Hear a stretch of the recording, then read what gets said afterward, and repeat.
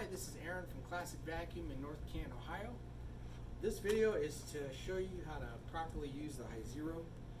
When I first got my machine, I wasn't too thrilled with it, but it's because I wasn't using it right. So here's a mistake that I made.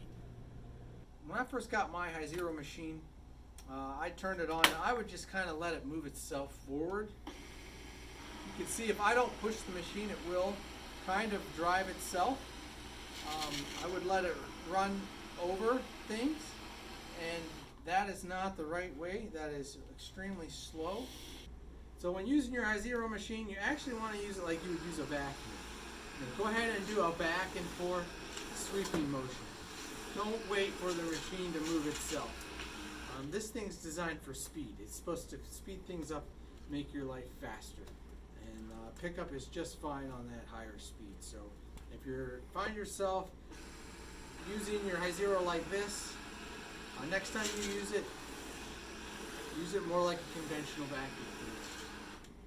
Thanks for watching, guys. I hope that'll help you get more out of your Hizero machine. If you have any questions, just shoot us an email or give us a call. Thanks for watching.